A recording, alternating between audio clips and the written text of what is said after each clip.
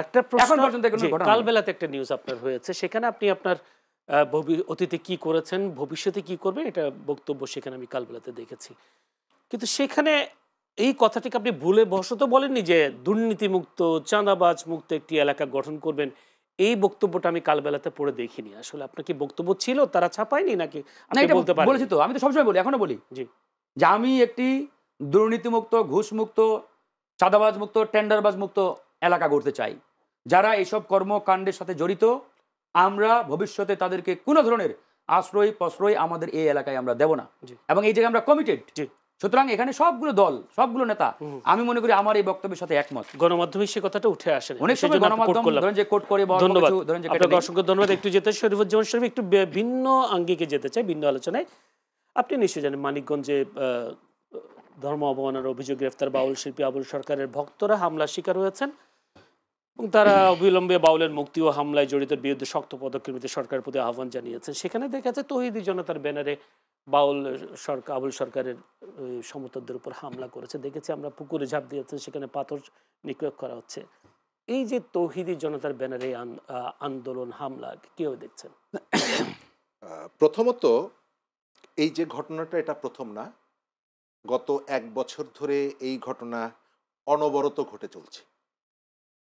3টি কারণে এই ধরনের ঘটনা ঘটে থাকে। প্রথমত, দীর্ঘ প্রায় 1.5 দশক একটা রাজনৈতিক সংস্কৃতি এখানে পরস্পরের বিরুদ্ধে ব্যক্তিগত শত্রুতা, পারিবারিক শত্রুতা তৈরি করেছে। যে ব্যক্তিটি আওয়ামী লীগের নেতার দ্বারা তার গরু, তার সম্পদ, পুকুর দখল করেছে, স্বাভাবিকভাবে আপনি ঢাকা থেকে যতই বলেন না কেন যে আমরা প্রতিহিংসা করব না, কিন্তু স্থানীয়ভাবে অনেক সময় এটিকে নিয়ন্ত্রণ করা যায় না, ওই যে ব্যক্তিগত জায়গাটা। সেকেন্ড হচ্ছে যে আমাদের এখানে পুলিশের যে পরিবর্তনটা, তাদের মনস্তত্ত্ব, শৃঙ্খলা বাহিনী, সরকারের দুর্বলতা, এই জায়গাগুলো আছে। আর শেষ হলো যে সরকার এটাকে থামানোর জন্য যে ধরনের আন্তরিকতা দরকার, সেই আন্তরিকতা সরকার দেখাতে পারছে না। মানিকগঞ্জের ঘটনায় কিন্তু পুলিশ বেশ কাজ করেছে, আমরা দেখেছি যে পুলিশ যদি না থাকতেন তাহলে হতাহতের ঘটনা ঘটতো।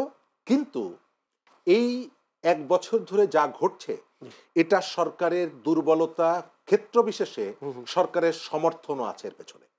আপনি যখন এই ঘটনাগুলোকে বলবেন যে এটা হচ্ছে এক ধরনের প্রেশার ক্রিয়েট করা, প্রেশার গ্রুপ, তখন যারা এই ঘটনাগুলো তৈরি করছে, এই মবগুলো তৈরি করছে, তাদেরকে আপনি একটা মনস্তাত্ত্বিকভাবে সাপোর্টটা দিচ্ছেন। তৃতীয়ত হচ্ছে যে আমার এখানে একসময় পুলিশ এগুলোকে নিয়ন্ত্রণ করত, এখন পুলিশ নিয়ন্ত্রণ করতে পারছে না। এখন সেনাবাহিনী কিন্তু মাঠে আছে। যে সেনাবাহিনী আমার দেশের বাইরে নানা জায়গায় শৃঙ্খলা ফিরিয়ে আনে, তাহলে মাঠে থাকা সেনাবাহিনী কেন পারছে না? সরকার তাদের উপরে যে ধরনের দায়িত্ব এবং নিয়মিত মনিটর করাটা দরকার, সেই কাজটি করছে না। মাজারে হামলার ঘটনা যদি বলি, প্রথম 6 মাসে সরকারের একেবারে প্রেস উইংয়ের যে তথ্য, 40টি মাজারে 44টি মবের ঘটনা ঘটে এবং তারপরে 27 জন মানুষকে গ্রেপ্তার করা হয়।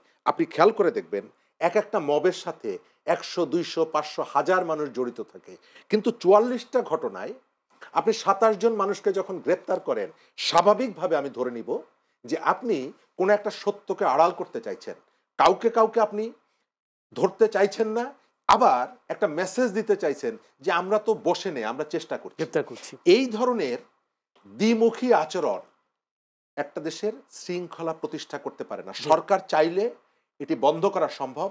শেষ কথাটা হচ্ছে যে আমরা, এই দেশটা তো স্পেসিফিক একটা ধর্মের বিশ্বাসীদের দেশ না। এখানে আপনি বহু মতের অনুসারীদেরকে আপনার রাখতে হবে।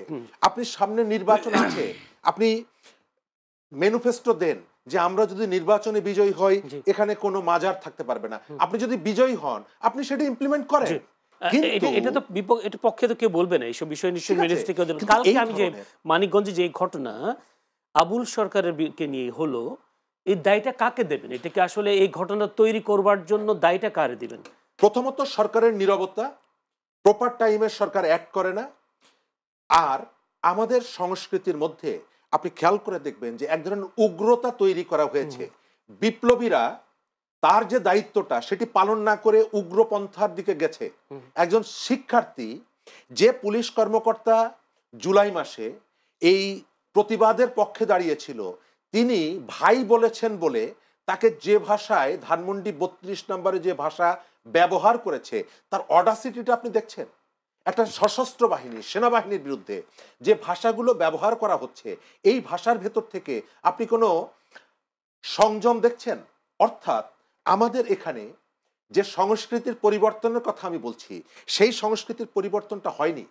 আমরা এখন পর্যন্ত দম্ভ দিয়ে, শক্তি দিয়ে এবং রাষ্ট্রের যে প্রচলিত আইন ব্যবস্থাপনা আছে সেগুলোকে অস্বীকার করে আমরা একটা ওই এর মগের রাজত্ব কায়েম করার জন্য চেষ্টা করছি।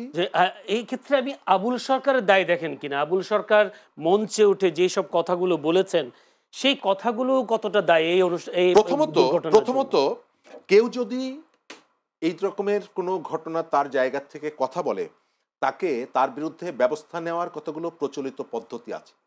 আপনি যখন তাকে অ্যারেস্ট করা হয়েছে, কতগুলো প্রচলিত পদ্ধতি আছে। আপনার অনুভূতি, আমি যে কোনো মানুষের স্বাধীনতা মানে যা খুশি তাই করার নাম স্বাধীনতা না, যা খুশি তাই করতে না পারার নাম স্বাধীনতা। আবুল সরকারের বক্তব্যটা সেভাবে দেওয়া উচিত ছিল কিনা? তিনি যদি তার কথাটা এটি যদি কোনো গোষ্ঠীকে যদি আঘাত করে, তার জন্য যে সিস্টেমটা আছে, যে প্রসিডিউরটা আছে, আপনার এখানে আইন আছে, আপনি আইনের কাছে যেতে পারতেন। আপনি যখন নিজের হাতে আইনটা তুলে নিচ্ছেন, তাহলে সেখানে আবুল সরকারের সমর্থকদের সংখ্যাটা যদি আরো বেশি হতো, তাহলে সংঘাতটা অনিবার্য বেশি হতো। এবং আমরা কত সংখ্যক মানুষ কোন এটা মনে করেন কিনা যে এরকম ধর্ম অবমাননা করার জন্য যদি একটা আমরা উজ্জ্বল দৃষ্টান্তমূলক শাস্তি দেওয়া যেত, তাহলে সবার পক্ষে ধর্ম নিয়ে কথা বলার সুযোগ পেত, ধর্মের বিপক্ষে কথা বলার সুযোগ হতো না, এরকমও তো হতে পারত। একটা কথা, যে কোনো একজন ব্যক্তি, আমি যেটা মনে করি জানেন, ধর্মটা অনেক বড়, এটা অনেক শক্তিশালী বিশ্বাসের উপরে প্রতিষ্ঠিত। আবুল সরকার বা বাবুল সরকার কোথায় দাঁড়িয়ে কি বলল, সাথে সাথে ধর্মটা ধসে পড়বে, এটা আমি মনে করি না। বরং এই বক্তব্যগুলো যারা দিবেন, মানে তাদের আবুল সরকারের বক্তব্যগুলো কোনো মেসেজ দেয় না, আপনি বলতে চান? এই যে বক্তব্যগুলো, এই বক্তব্যগুলো ধর্মকে কোনোভাবে ছোট করতে পারে না। একজন দুইজন কি ধর্ম সম্পর্কে, সংস্কৃতি সম্পর্কে কি বললো না বললো, তার ভেতর থেকে সংস্কৃতি একেবারে শেষ হয়ে যায়, আমি এটা বিশ্বাস করি না। তাই বলে একজন ধর্মপ্রাণ মুসলমানের সামনে আল্লাহ রাসূল নিয়ে গালাগালি করলে আমি বলবো যে ধর্ম নিয়ে কোনো সমস্যা নেই। না, আপনি যেভাবে মানে জেনারেলাইজ করছেন এবং একটা সাইড নিচ্ছেন, বিষয়টা আসলে সেরকমের না। এবং এই যে কথাটা আপনি বলছেন, এর ভেতর থেকে কিন্তু আপনি ওই যে অংশটা যারা আক্রমণ করছে, নিজের হাতে আইনটা তুলে নিচ্ছে, তাদেরকে সাপোর্ট করছি আমি, যদি এটা আমি বলে থাকি। সেকেন্ড হচ্ছে, আমাকেও কিন্তু আপনি একটা অংশের দিকে ঠেলে দিচ্ছেন, না আমার জানার ইচ্ছে, আমাকে একটা বিপদের মুখেও ঠেলে দিচ্ছেন, এটা আমি বলতে পারি। জি, মানে আপনি বিপদে পড়ার দরকার নেই। আমার প্রশ্নটা হচ্ছে এই যে ঘটনাগুলো নিয়ে, এই ঘটনাগুলো তৈরি হচ্ছে কাদের কারণে? আপনি আপনার কথাটা বললেন, আপনার কথাটা বলার কারণে আমি নিশ্চয়ই আপনার গলায় একটা ছুরি চালাতে পারি না। যে কোনো ধর্মের প্রশ্ন এসে না, ছুরি যে কোনো ধর্মের প্রতি রেসপেক্ট, প্রতিবাদ করার সাহস তো থাকতে হবে। রেসপেক্ট আপনাকে করতে হবে, আপনি রেসপেক্টটা করবেন। এবং রেসপেক্ট করার জায়গা থেকে আপনি যদি রেসপেক্ট না করেন, আমি গিয়ে কি আপনার গলায় ছুরি চালাবো? সেটা এখানে হচ্ছে। আপনি কথা বলার যে স্বাধীনতাটা, আমি আগেও বলেছি যে স্বাধীনতা মানে যা খুশি তাই করার নাম স্বাধীনতা না। আমি যা খুশি তাই করতে পারবো না, তার নাম স্বাধীনতা।